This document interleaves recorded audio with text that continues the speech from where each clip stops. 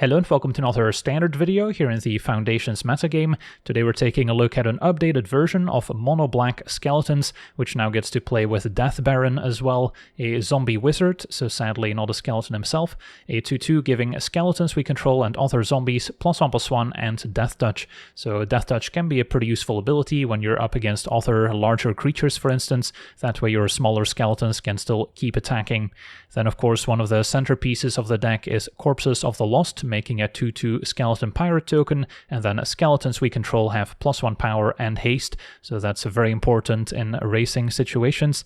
Then we've got our Gisa the Hellraiser as well to top off our curve, a 4/4 human warlock, saying skeletons and zombies we control have +1/+1 and menace, and whenever we commit a crime we get to make a pair of tapped zombie tokens, so those will also benefit from the +1/+1 and menace, as well as the +1/+1 and Death Touch from Death Baron, so there's still plenty of synergy even outside of the skeletons.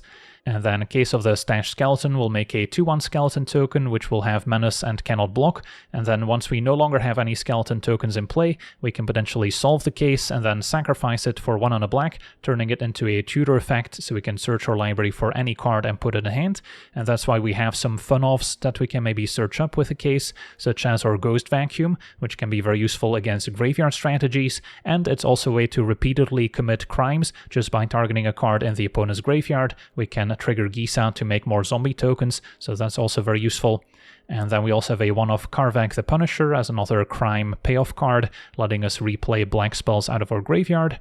We've got a bit of hand disruption with Deep Cavern Bat, and then at 1 mana we've got a few more creatures called Conscript enters tapped, so doesn't really benefit from the haste from our Corpses of the Lost, so only 2 of those. Then the full set of Forsaken Miner, a 2/2 that cannot block, and also pretty easy to get back out of the graveyard if we commit a crime. And then we have Tiny Bones the Pickpocket, which can also maybe get stuff back out of the opponent's graveyard. Then Tiny Bones joins up a legendary enchantment, makes the opponent discard, and whenever a legendary creature we control enters, the opponent will have to mill a card and lose 1 life, and both of those modes will also count as committing a crime, so having a Tiny Bones joins up on the battlefield is the perfect way to initially trigger Gisa the Hellraiser the turn we cast it, and then by playing a second legendary copy of Tiny Bones joins up, we also end up with 1 in the graveyard, which counts as descending for Corpses of the Lost, so we can return it to hand, and then once again replay it to make another skeleton pirate token, which can also be worth it. And then we've got some spot removal as well with Cut Down and the full playset of Go for the Throat, more ways to commit crimes at instant speed as well. And then the mana base, also quite important here, is Soulstone Sanctuary, turning into a 3/3 creature with Vigilance and all creature types, so it will also get pumped by Gisa, Corpses, and Death Baron, so there's plenty of synergy with our creature land. Only playing 2 copies because we do have a lot of black 1-drops, so it can be awkward if we draw multiples, but could maybe try and fit in a 3rd copy as well. So yeah, that's our deck. Now let's jump into some games and see how the deck does. Okay, we're on the draw. We don't have any interaction, maybe lacking some of our Anthem effects, but it's still a functional hand. Opponent black-red. If you have to decide between Conscript and Miner, I usually start with Conscript because it's tapped. So if we draw Corpses of the Lost, we can at least attack with a Miner right away. We'll hit for 2, probably play the case. And then next turn we can case plus Miner or Cut Down. Alright, Anoint exiles the Conscript, so won't be getting it back.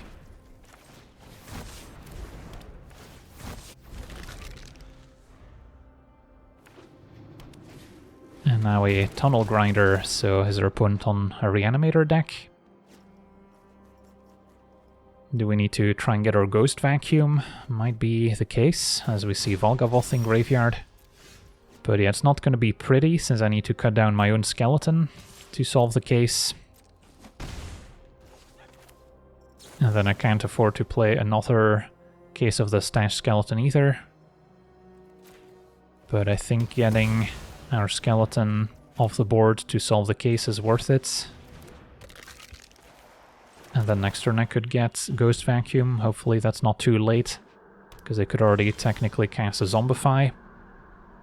So now, hit you for 2, sack the case, play Ghost Vacuum and Miner.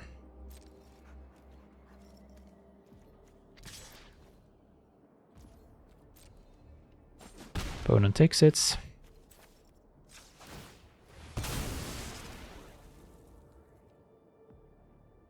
And then I don't need to use a Ghost Vacuum right away. Can kind of wait and see what our opponent wants to reanimate, if anything.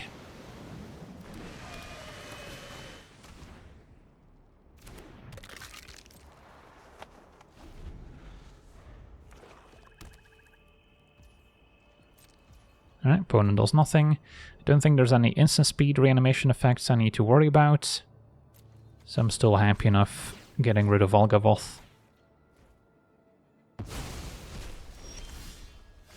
Alright, could animate the Soulstone Sanctuary now too.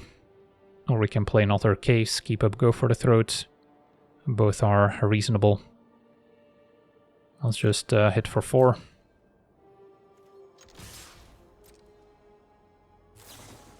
Opponent cuts down one of them. And another one. So with Ghost Vacuum, I would commit a crime, which lets us get back Double Miner. There is the potential risk of our opponent having an end of turn discard effect to then still maybe set up a reanimation spell. But I guess we can do this at instant speed as well. So yeah, no need to activate the vacuum now. And then now if we solve the case again, I could get Gisa, which is also awesome in combination with a vacuum. Opponent discards another Sellsword. So yeah, that happens. So the case will be solved the next turn. And then we'll get rid of a Sellsword here, I guess. Trigger Miner, get them back.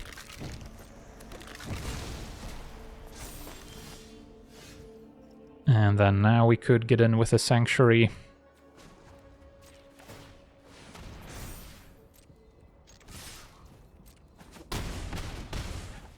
Case will be solved.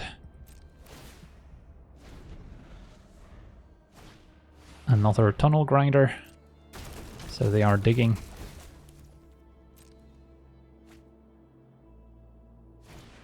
And a Brotherid's Ends. Actually would have been an answer to the Ghost Vacuum, still a great answer to my Sanctuary and Double Miner, so slightly regretting animating my land now. So yeah, that happens. Still probably fine to activate Vacuum, since there's plenty of stuff in the graveyard. And then next turn we'll get to Miners back, most likely. Alright, top deck to Gisa, although missing land 5 now. So I'm actually sacking the case to get a land. And may as well make it another Sanctuary. Alternatively, Corpses of the Lost would be a decent option. But yeah, Gisa seems like a fine finisher. And then we'll still get to Skeletons back. Ooh, Italy Hardcast with the extra Discover from Searing Rift. That was a good one. Do have a Go for the Throat available at least. Opponent hit another Italy, so they get to cast more free spells. Yeah. So that happens. They found a case and a Bitter Triumph, at least that one doesn't do much.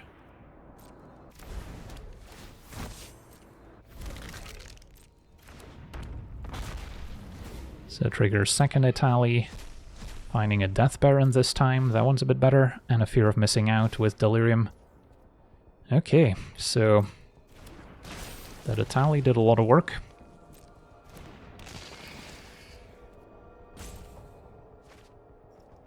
Opponent discarding Seize the Spoils, which is back in Standard.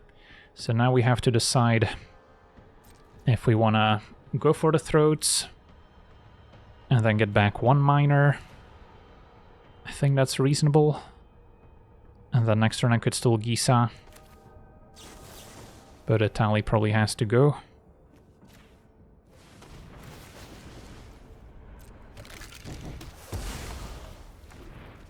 And I'll use Vacuum to maybe get rid of Delirium, although that's going to be tricky.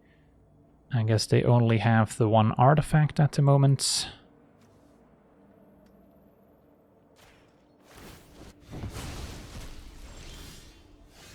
And then play Gisa. And I can still cut down the fear of missing out. So that's perfect. Cut down now to commit a crime. And then Ghost Vacuum in the opponent's turn to commit another crime. Alright, hopefully that's good enough. Still have our Ghost Vacuum available in case our opponent tries to reanimate. And yeah, tries to zombify Italy. So Ghost Vacuum, definitely the MVP of this game. You have another Brotherhood's End. Charming Scoundrel. Finds another Scoundrel. And our opponent scoops it up. Awesome. On to the next one. Okay, we're on the play. We've got Tiny Bones to enable Gisa, a bit of removal, but maybe a little bit light on the lanes. I think we still try it. So it's a decent kind of controlling hand. And then once we slam down Gisa, we should be in good shape.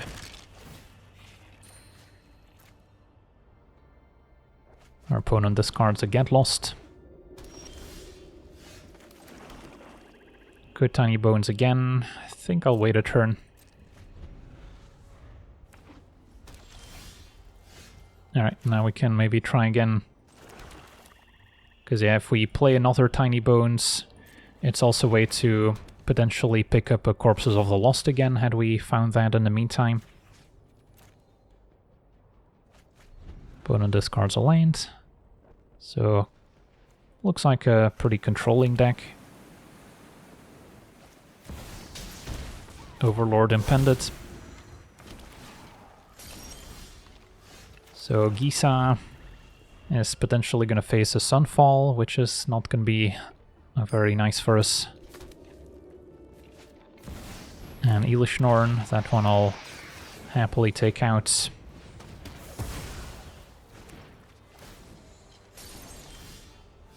Alright, hopefully there's no sweeper.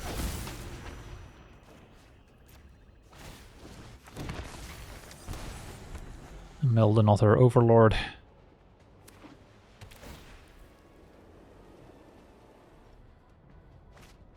And a Besa instead.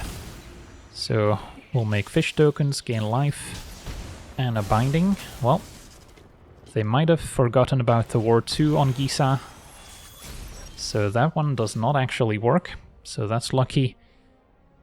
Alright, so can keep attacking with our zombie tokens. Cut down a fish, which will trigger Gisa again. Sure.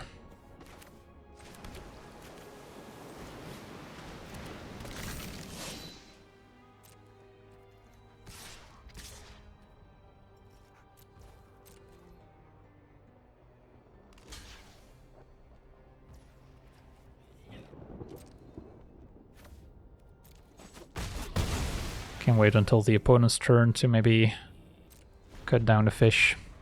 They will get the Green Overlord in play as well. So they will have some larger blockers. This potentially a situation where Death Baron could come in handy, giving our creatures Death Touch. It's going to be a double Virtue of Persistence turn instead. So we can get back the conscripts actually.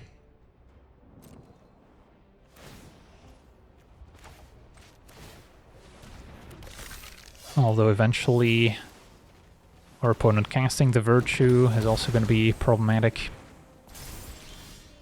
For now, Tiny Bones.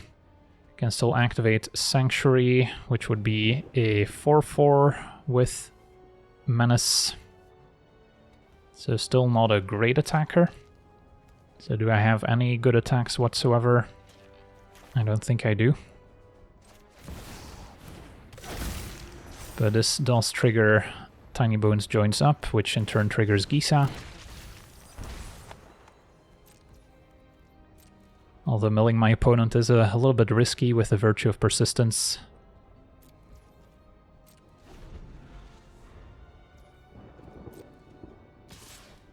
Overlord attacks, opponent wants the extra mana.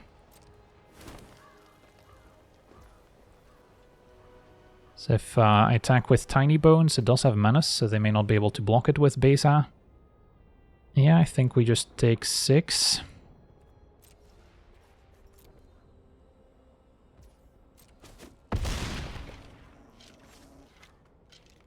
What did our opponent top deck? Maybe a removal spell.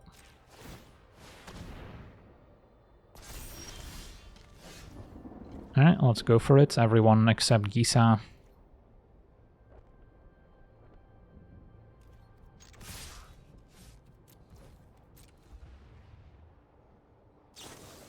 Opponent had another binding, so that's probably getting rid of Gisa.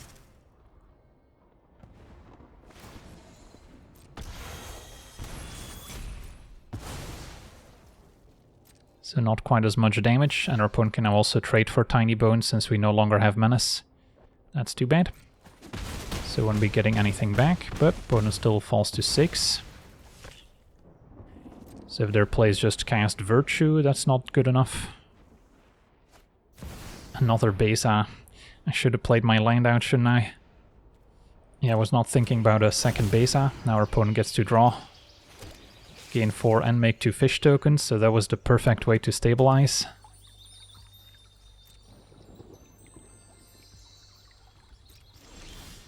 Death Baron, that's not bad. Now all our creatures can trade for the opponent's stuff at least.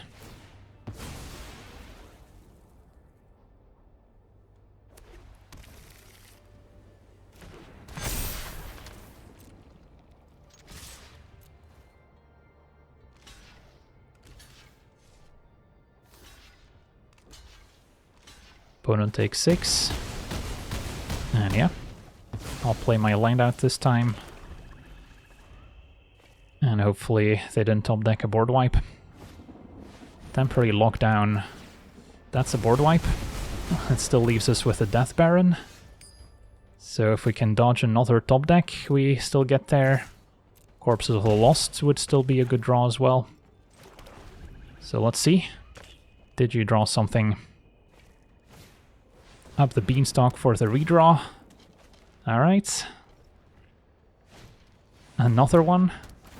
4 mana left. And a land, wow. What a game. And Death Baron, now also joined by Corpses of the Lost to be fair, so we would have had a little bit of damage to spare. On to the next one. Okay, we're on the play. We've got double Miner, double Go for the Throat. Yeah, this hand's a little underwhelming. There are matchups where this could line up favorably. We've got the early pressure, but it's gonna run out of steam pretty quickly, I would say. This hand has a better late game plan, although the early game might not be quite as strong. And then I can only afford to keep one Gisa. And sure, we'll play Tiny Bones now.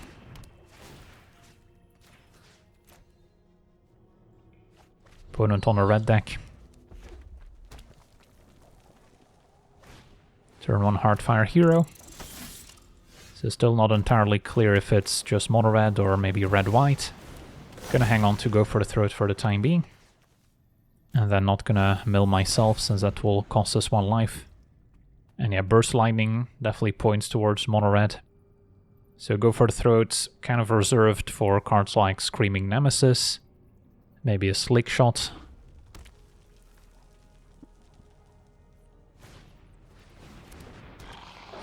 Fine to trade Tiny Bones for a Heartfire Hero potentially. Because we're not getting past the Scamp.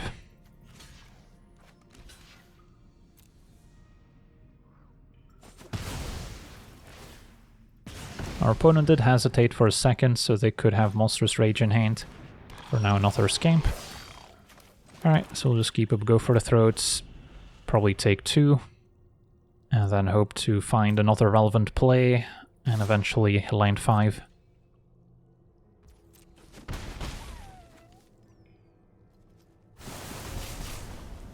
Scam's trigger.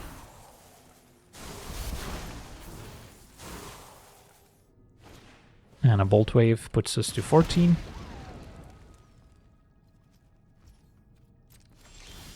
Alright, Corpses wasn't bad, although it might strangely be a position where we keep it on defense. Since, yeah, we're not gonna necessarily outrace mono red, since we had a very slow start. But even just forcing a burn spell to remove it is fine.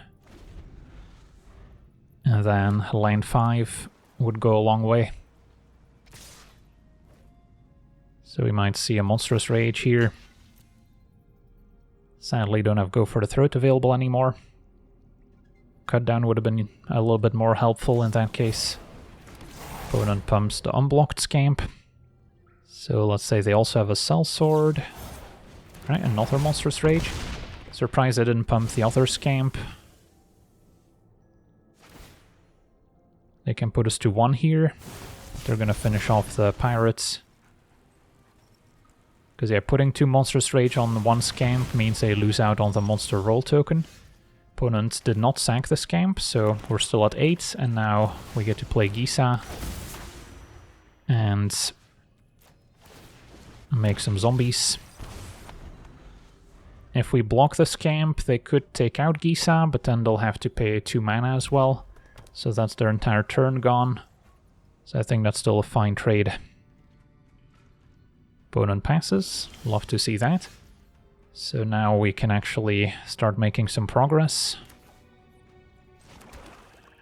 Can even attack with a Sanctuary, still have Go for the Throat available. And then Sanctuary also benefits from Gisa's ability.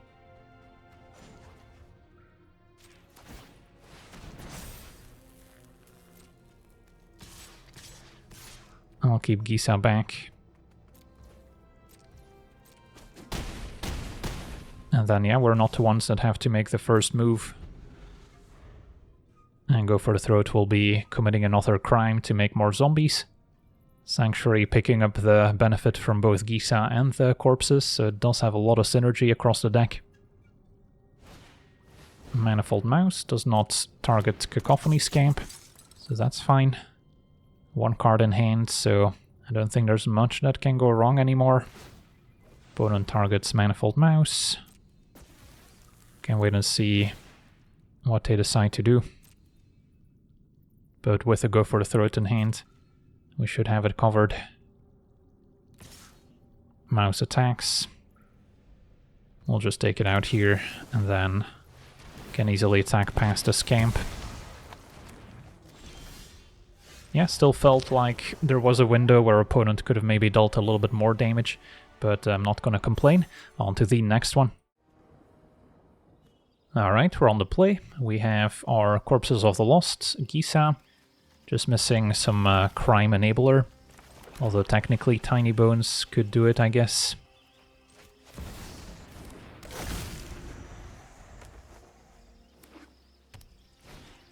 And a Sunshower Druid, so is this an actual frog deck we're up against?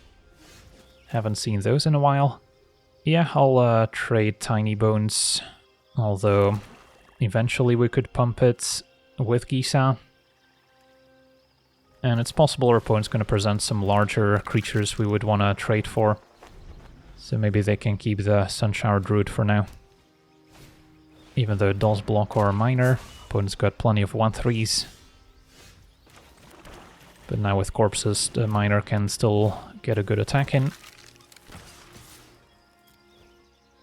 So the Frog deck is all about bouncing their own creatures back to hand to trigger various abilities, like drawing a card with a Mage. Mindcaller's a good one. Pawn Prophet draws.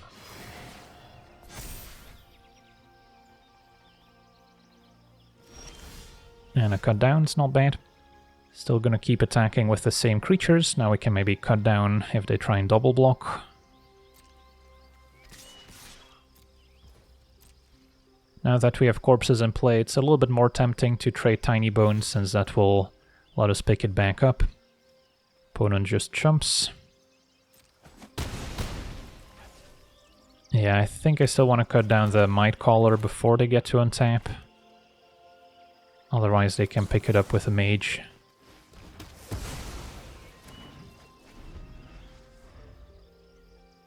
And then next turn we can play Gisa.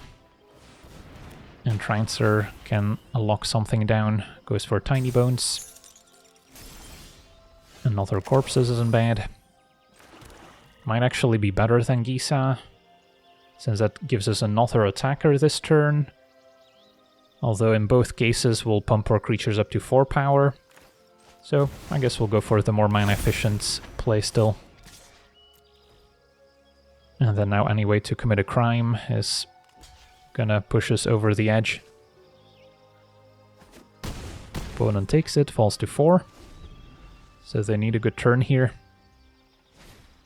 Splash Portal, Flicker, Pond Prophet, which will draw 2 cards here. So 3 cards total for 1 mana. That's Ancestral Recall levels of card draw. And an Entrancer. Cannot target Gisa since it has Ward, but can lock down one of our skeletons. Tiny Bones commits a crime. So that'll make zombies. Even though they initially enter tapped. And another corpses. So if I were to attack with everyone, our opponent should die since these have menace. Double block, Gisa gets in for 4.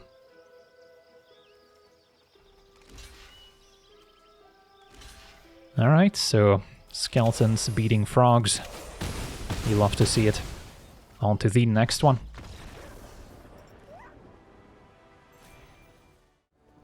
Okay, we're on the play. We've got our vacuum for any graveyard shenanigans, and they're also good for getting the miners back. And that also counts as committing a crime.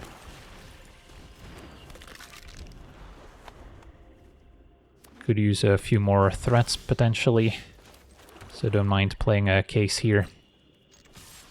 Opponent red-white, is it auras, is it maybe a burn deck, we'll see. That looks like an aura deck. And our opponent's got Shard Mage's Rescue available potentially. So for now, attack.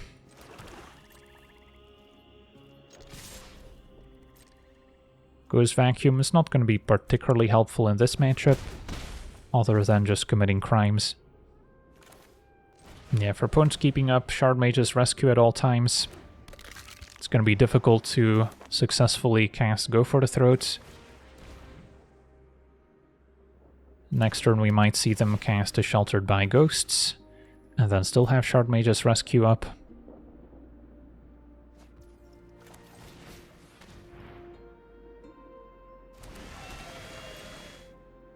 And then we're not going to be able to really outrace the Heartfire hero.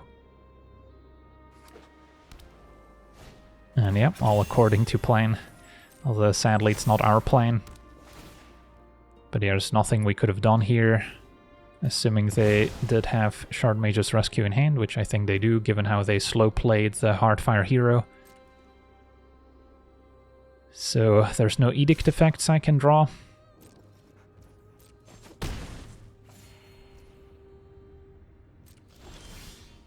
Corpses sort of helps. If we're just going to try and turn this into a race. But a couple more auras on the Heartfire hero, and then we're still going to be in trouble. And the opponent fires off the rescue just to trigger Valiant. So possible they have another one in hand, or they're just kind of forced to go for it. Now, if they stay on defense, what we could do is go for the throat our own creature to deny the life gain and still potentially get in for lethal. So it's going to be interesting to see if they can keep growing the hero, if they attack, if they hang back. So we do potentially put them in an awkward spot now. Because from the way they played initially, by saving the hero, not exposing it to removal unnecessarily, it does sort of imply that they may not have other creatures in hand. So the hero now flies. Can get them back to 12, but that's still not enough, unless they have another aura. A Manifold Mouse, okay. So I guess now they just give it double strike and gain 14. So that probably kills us.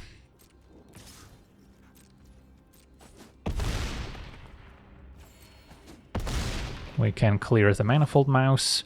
Or we could top deck a land and finally remove the hero, but then we also just die to the hero's ability. So that's not really an option. And the conscript enters tapped. So sadly not much we can do here. Take out manifolds. Attack.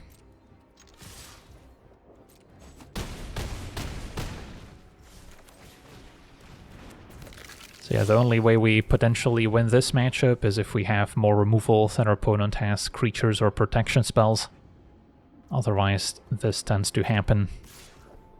Alright, on to the next one.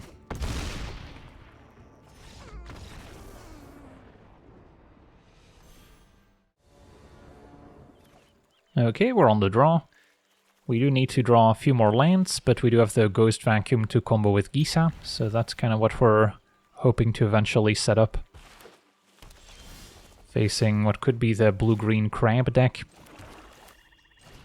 So don't necessarily want to make them discard, since that could help their initial synergies. Never mind, opponent. Maybe more of a graveyard self-mill deck. But another reason not to put more cards into their graveyard, at least not initially. And yeah, opponent's going big with Valgavoth and Conspiracy Unraveler. So Ghost Vacuums should be pretty good in this matchup, is what I'm getting at. Do we need to start exiling now? Or can I afford to play another case first? Yeah, let's just play the case for now. Get a bit more pressure on the board. And then next turn we can play the Vacuum.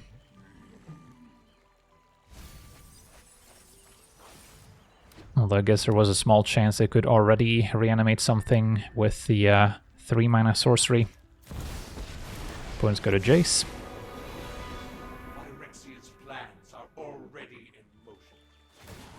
And they're gonna keep milling themselves.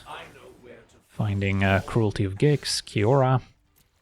Alright, perfect. Now we get to Deep Cavern Bat to see what they're working with. And yeah, there's a Squirming Emergence, so that's kind of the key card we need to disrupt with a Ghost Vacuum. But yeah, now that we have the Ghost Vacuum, it doesn't really bother us, and we can take the Dispersal instead. Still want to finish off Jace.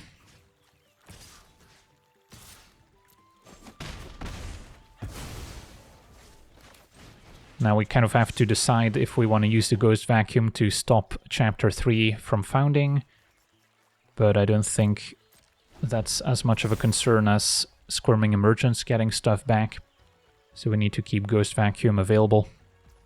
So opponent will cast a Whale here.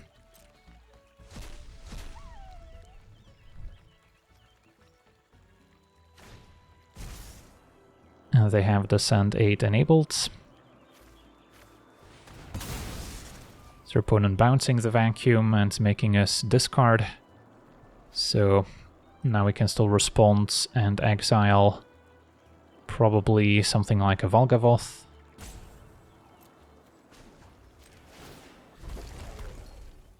Or a Breach the Multiverse eventually. But also want to reduce the number of permanents. And then discard Tiny Bones Joins Up. Because our opponent's happy to ditch some of the cards that don't do anything.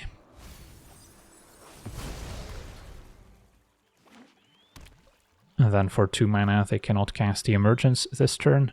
So they kind of need to set up a turn where they can both play another Whale to bounce Ghost Vacuum and then Emergence with some valuable targets left in the graveyard. And they actually have another Whale. So that's not bad. Maybe I have to give up on Gisa, or I can just ditch a land, although land still helps with Sanctuary. And I guess we can eventually sack the case as well, to get another Gisa if that's what we need. So I'll keep the land. So yeah, double Whale was a pretty good turn for them, but Corpses was a pretty nice top deck now as well. So get you for 7, so we've got them on a 2-turn clock.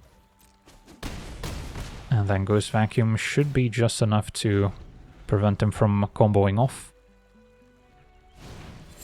Virtue takes out the bat, gets back Ephara's Dispersal, sure. So that can be a nice answer to one of our zombie tokens. Or skeleton tokens. Still gonna use the vacuum end of turn. And get rid of some of the scarier creatures. Conspiracy Unraveler.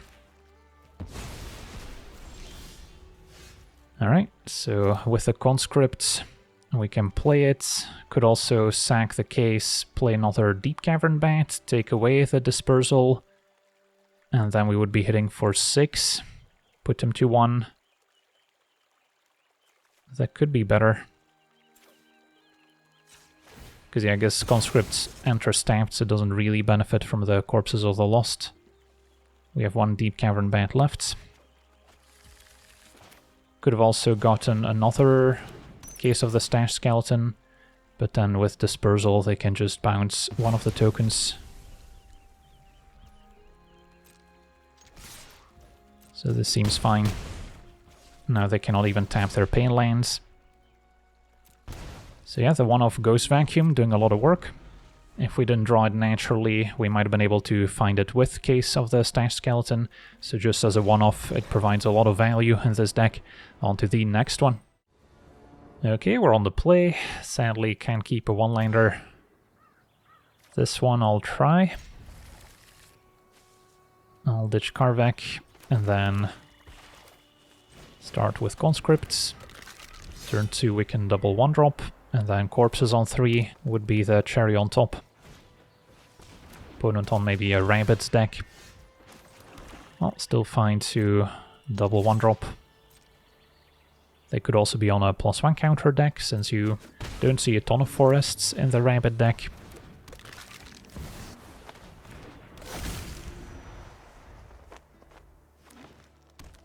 And yeah, it looks mono-green so far. So now they could have a pump spell up as well, but we're still gonna attack, could keep Go for the Throat available. So yeah, let's assume they do have Snakeskin Veil. It would still be a trade for all my creatures. So maybe it is fine to Tiny Bones joins up, and then Tiny Bones has a chance of maybe getting something back. And then opponent can discard. They got rid of a Balustrade Worm. So I guess it is just kind of mono-green aggro. Opponent takes it once again. And then sadly we cannot exile the worm just to get rid of it. Need to be able to cast it. Spinner of Souls. Only triggers whenever another non-token creature dies. So we could go for the Throat to Spinner itself, although I don't mind just going for corpses, since that allows us to attack with everyone.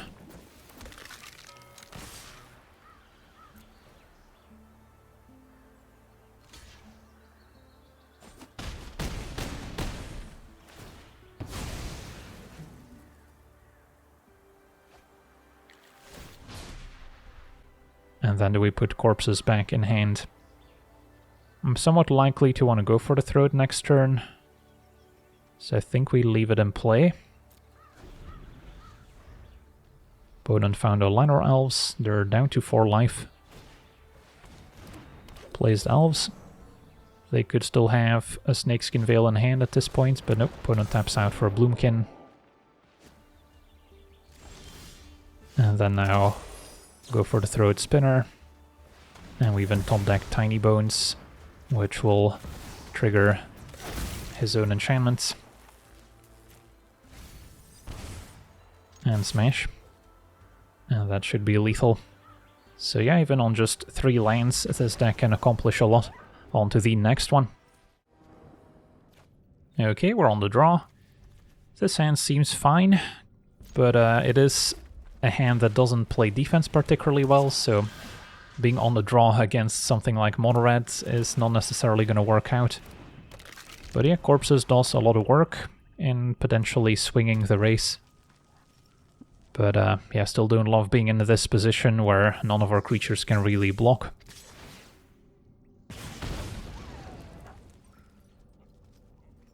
Opponent looking to activate Harrod Claw, put a counter on it. Alright, now go for the Throat, probably worthwhile. If our opponent plays a Screaming Nemesis, I can destroy it before it attacks. Challenger instead. I think I still go for Hired Claw then, since it essentially attacks for 3. But of course Prowess and Valiant are both irrelevant as well. Now we slam corpses and attack. Opponent might have a burn spell for one of our creatures. Surprised they're shocking the miner, which cannot block. And do we attack? Could try and stay back now. But nah, I think I still try and turn this into a race with another corpses in hand. Not gonna return this one. And then miner plus case is 2 more hasty skeletons that can immediately attack. Opponent was holding a Screaming Nemesis, so that's not great news.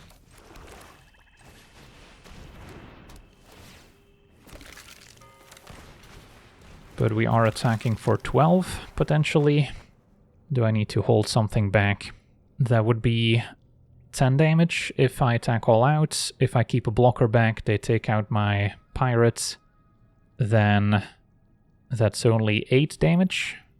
So it does seem worth it to keep one creature back. Attack for 8, put them to 7, and then next turn we have another menace creature coming up. But yeah, there's still definitely some cards that will win them the game. They could also keep Nemesis back to block and deal even more damage potentially. Here I probably have to block the Challenger. Alright, no Prowess, we're at 5.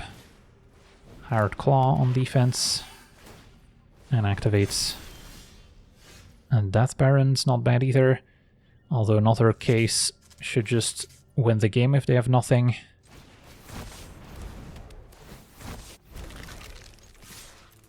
And that's 8 damage going through.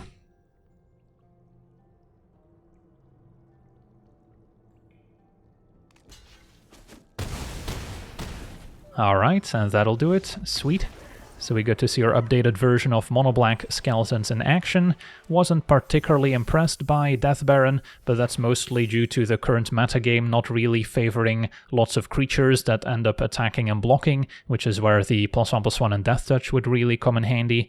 There's not too many green decks being played right now with large creatures, so that's where you would want Death Baron. But yeah, maybe we'll have to wait for the metagame to shift a little bit. But for now, the rest of the skeleton deck still seems very powerful. So that's going to do it for today's gameplay. Want to thank you for watching, hope you enjoyed, and as always, have a nice day.